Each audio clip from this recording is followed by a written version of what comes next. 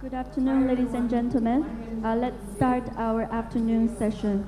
The first speaker for this afternoon's presentation, he is CTO of blockchain projects, Fabian Schuh, and he's going to share the BitShares Python library with us. Welcome, Fabian, to the stage. Shanghai. Let me start with thanking Cherry for inviting me here. Hey, Cherry. Thank you. It's a real pleasure being in Shanghai again. My first time in Shanghai was actually right at the time when BitShares 2.0 launched, but I must confess it was an Ethereum-centric kind of conference. Anyway, I'm having much more fun over here, I can tell you that. The talk I'm going to give is more about development, a little code, and how the Python library works that I've been working on for like 2 or 3 years already. You will see code, so this is a pretty technical talk. So as you can see from my German style, I wear jeans now. I'm not more a committee member or something that needs to wear a complete suit. Now like a German engineer talking about some tech stuff. So let's begin. The Python BitShares library, again, grew over a couple years of work. And the outline of the talk, there's a couple of things that I want to start with, just so that everyone knows what I'm talking about. The BitShares blockchain APIs, what these are, how they look, and how they behave in relation to the blockchain itself. I'm talking about, like, give you a first impression of how these APIs actually look and what they do. And then there's a few things about the Python BitShares library directly. And in the end, I want to quickly introduce Uptick, which is a command line tool that builds on top of Python BitShares. This is more like a use case or showcase that should give you an impression of how you can use the Python library to build something cool. And in the end, I hope to have some time left for a roadmap. Okay, so the BitShares blockchain API. It's a cool thing actually because as a developer you don't need to know so much. All you need to know is the API. So this is on the right hand side. You see all of these different APIs. The BitShares blockchain or the Graphene technology actually comes with different APIs. It's like a subset of calls that you can use, and they all have a very distinct kind of area and field they're talking about. For instance, there's one that allows you to access a database. There's one for account history. Then there's one that allows you to talk to the network and these kind of things. It's a very well-structured architecture, and that stuff allows you to basically talk to the backend node and these kind of things. And actually, the API doesn't allow you to directly talk to the blockchain or to the peer-to-peer network, and all these difficult things, they're all kind of buried beneath. You don't need to really know a lot about that. So if you're working with the API, you do need to know a little about JSON. It's like a dictionary kind of thing, how the format looks like. And there's no need to understand blockchain technology at all. There's no need to understand the consensus schemes. There's no need to understand anything of the peer-to-peer stuff, network stuff, whatever. And you don't even need to know how the actual operations and features and smart contracts work. All you need to know is what they do and how to talk to them. This is a very, very brief overview. It's not even an overview. It's just like a couple of calls, like how they look. For instance, there's something in the market history API that's called getTicker. There's something in the database that says, give me a block. There's something in the broadcast API that tells me, okay, I have a transaction signed here. Please throw it over to the blockchain. So these kind of things is what we're talking about. Interestingly, most of the API calls, the purpose of most of the API calls is to retrieve information from the blockchain or from the database or from the state. Like, I want to see the order book, I want to see the account balances, I want to see this, I want to see that.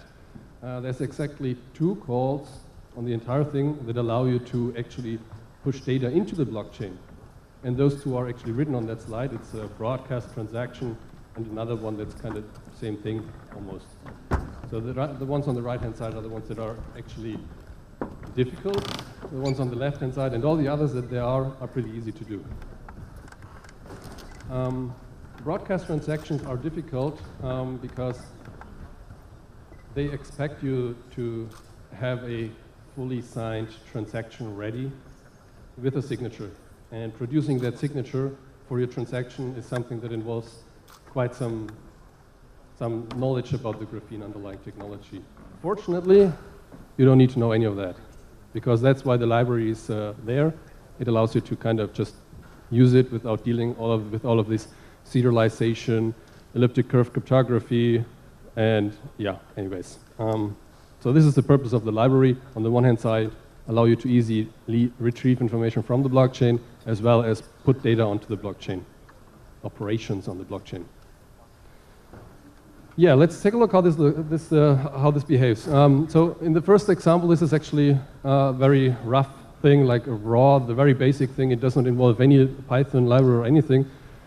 It shows you that you can throw some data onto an API node. In this case, it's the node of BitShares Europe, a node that I operate for quite some time already. And this is something that shows you, it's kind of asking for something that's called dynamic global parameters or properties, whatever that are. And you will get a reply from the server. It will look almost like this below, probably different values. And this is actually how you communicate with an API node for retrieving data. You can do the same thing actually by using Python BitShares. You import the Python module. You open up a Python instance basically to that particular node, or the node of your choice. Here in China, you probably shouldn't use a node in Europe. It's high latency.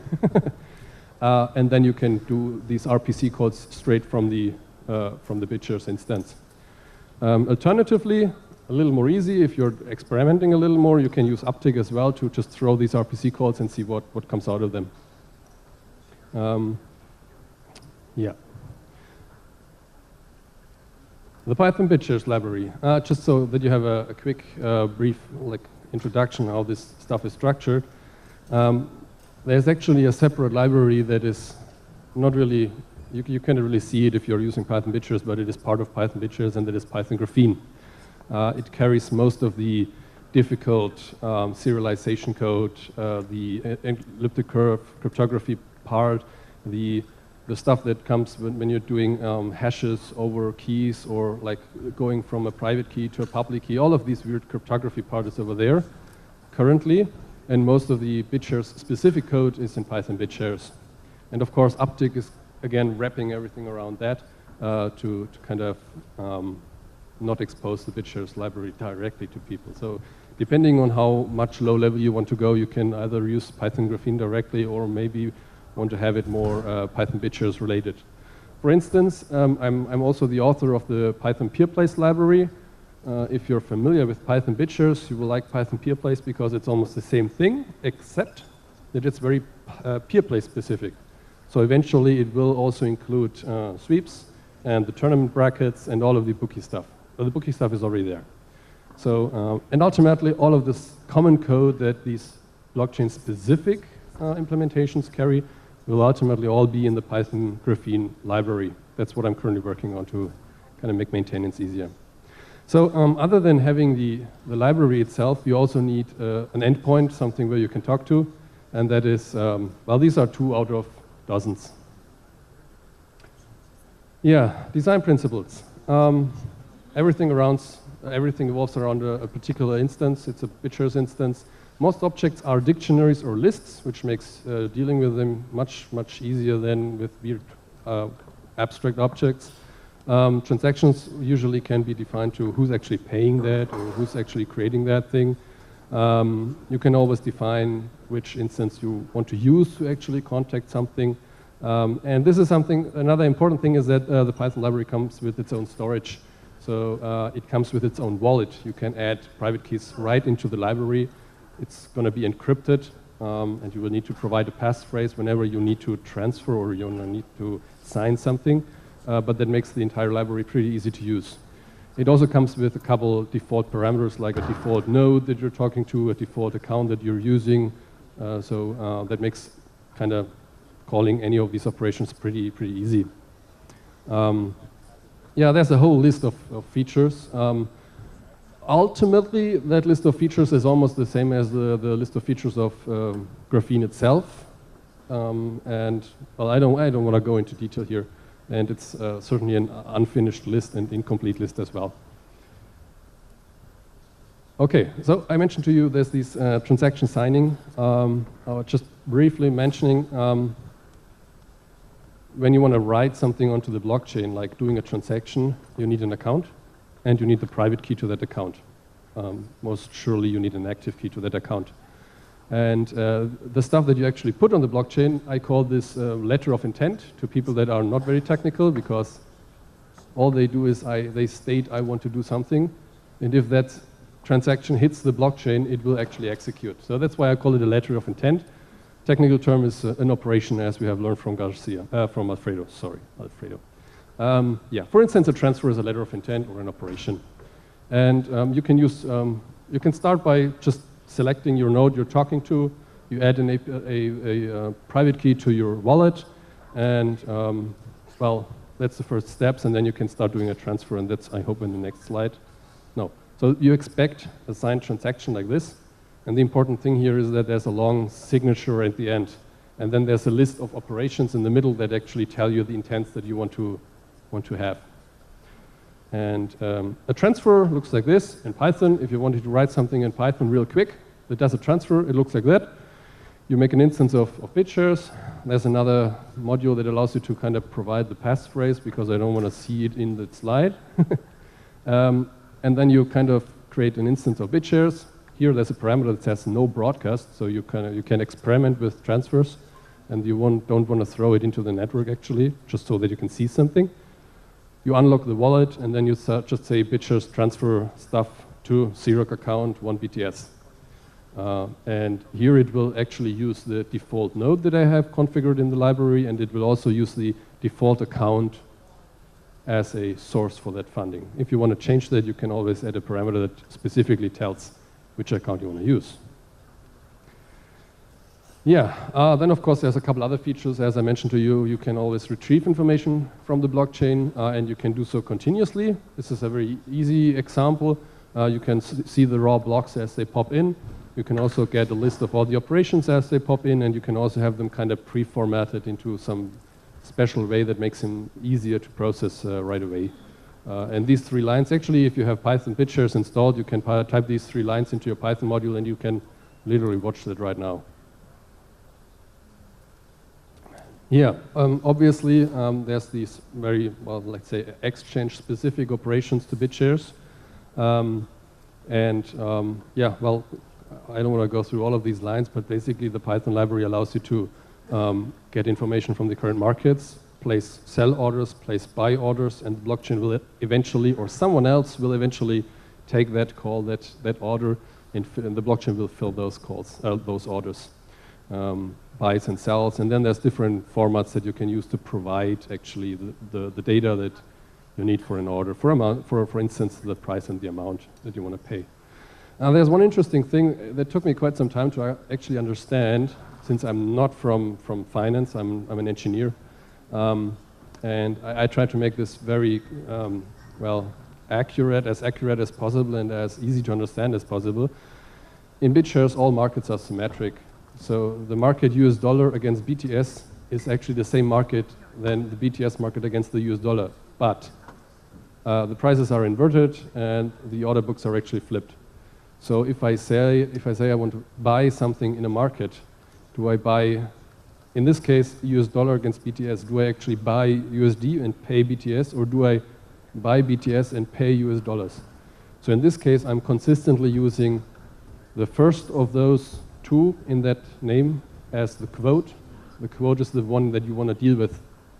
So when you want to sell something, you actually sell US dollar, you buy US dollar. That's what that code actually tells you. It's all documented. I just want to mention it to you that you understand that if you flip the US dollar BTS in that line 4, you will actually also need to flip your prices kind of, because otherwise you may end up doing something that you didn't intend to. So that's also why you can always add this no broadcast somewhere, because just to make sure you're not selling somewhere wrong. Okay. There's of course also stuff that's more, well, I have a class that's called DEX. I needed something that allows you to kind of deal with your collateral and the short positions, and that's what the DEX thing does. It allows you to borrow US dollar, CNY, euro, whatever, adjust the collateral accordingly, and kind of list what kind of debts you currently have. So everything on that slide actually allows you already to write a bot for trading. That's all you need. Yeah, then there's a couple abstract classes. They are again just reading data from the blockchain. They're supposed to make it easier for you to get data from the blockchain. For instance, the first one, if you want to see everything about my account on the blockchain, all you need is these 2 lines, and then you have everything in that variable. Same with blocks, same with witnesses, same with amounts, same with prices, same with workers, same with assets. It's all the same thing. You have this one object that you can call. You give a parameter that identifies that thing, like I want to have everything about the CNY asset. There's a abstract class that's called asset. You tell it, I want to have CNY, and then it will give you everything about CNY. Yeah. Okay, a couple minutes about Uptick. Well, Uptick is a command line tool that uses Python BitShares. So if you want to do something in Python BitShares and don't know how to do it, you know that Uptick can do it, then you can always go into the source code of Uptick and see how it's done there and do the same way. So what features does Uptick actually provide? I cannot go into all of them. So it's a thing that allows you to kind of, there's options that you can, like flags that you can set. I want to connect to this and that node. I want an expiration of this and that. So something that's more general. And then you have these commands. This is an incomplete list. And I hope to extend this list to all the features that BitShares offers today. It's actually the same for the Place library. There's a separate command line tool that does the same thing for the Peerplace blockchain with different calls and these kind of things. And all of these commands come with different parameters that are specific to that particular feature of the blockchain. For instance, if you want to do a transfer, you would basically have to provide the account where the money comes from, the account where the money goes to, the amount that you actually want to send, and of course the asset that you want to send. And optionally the memo, and then you can define that it's going to have an expiration, and you can do a proposal out of it so that it doesn't execute right away. All of these things that are all available through the Uptick command line tool. More or less easier to use than the Python library directly. But let's go into the implementation a little. There's something that's called decorators, and they're supposed to make life easier, although I picked a bad example because I want to implement the first part of that slide in the second part, and obviously the second part is longer than the first part, so this is not making it easier, but I still want to go through this. Whenever you want to do something on the blockchain, you need to do 3 things. That's you need to make an instance of the BitShares instance, then you need to unlock the wallet, and then you need to actually do what you want to do. And that's what the first part here says. It's actually the same thing in the second part, just written differently using Uptick decorators. And those decorators work the way that, as you can see, there's this @ sign, and then there's a couple of these decorators. For instance, there's a decorator online. The decorator online just tells me that I'm actually talking to the blockchain. I want to connect to the blockchain. It's the same thing as the second line in the first box. And then there's a decorator that's called unlock, and that's just making sure that you unlock the wallet and ask for a password, or read it from the environment, or get it from somewhere. And that's almost the same thing as the third line in the first box. And then, of course, there's the stuff that actually happens. So I want to transfer 1 BTS as a tip to my Xerox account. That's the stuff that's going on here. Obviously, that is not easier in the second box, but it makes it easier for you to implement command line tools. And I have an example here. That example has one particular purpose that may be interesting for traders. I have a market, and I want to participate in that market as a liquidity provider, for instance. So what I want to do, I want to place orders. And I don't want to place just one order, but I want to spread several orders, like let's say 10 orders between a price of P1 and P2, and I have a certain amount of US dollars or CNY available to put there. So I want to have a script that just allows me to say, I want to place 10 orders between those 2 prices and have this amount of money available for that. Yeah? And I want to do the same thing on the other side. I want to sell something, this amount, between these prices, this number of orders, and that's something that I'm writing here. So basically what I need to do is I need to define a couple of parameters for that command line tool. Like I do here, I define the market. So which assets are we actually talking about? I want to define the side that can either be a selling side or the buying side, or you can call it a bid and ask. That's your decision. There's a minimum price, there's a maximum price, there's a number of orders, and then there's the total amount that I want to spend on that side.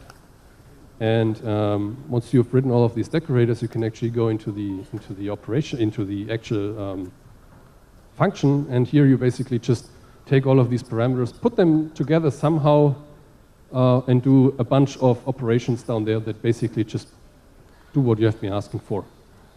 And then you execute that, and it will put exactly all these orders in there.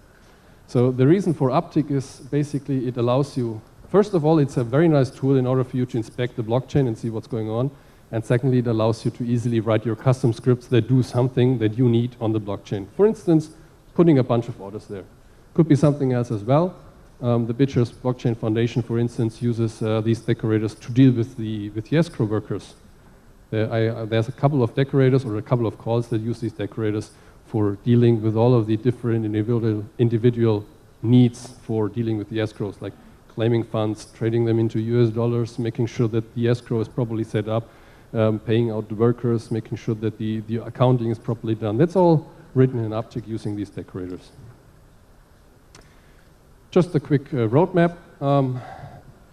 The library is, of course, not finished. It's an ongoing project, and it will probably never, ever finish. Hopefully, BitShares will evolve as well, which means more work for that library as well. So there's a couple things missing. There's a couple API calls that are still not there that could be used there to improve efficiency. And, well, of course, there's bug fixing, there's improvement for test coverage. And I actually want to, or intend to, grow a separate Python development group that kind of makes sure that this library grows on and continues improving. Also, as I mentioned already, I'm currently in the works of making sure that the basics of that library can be shared with other blockchains, moving parts into the Python Graphene library so that it makes easier for the developer to make sure that all the stuff that improves on one blockchain can be available to the other blockchain. Makes it easier to distinguish peer plays from BitShares on a development side. Okay, that's about it. Thank you for the interest.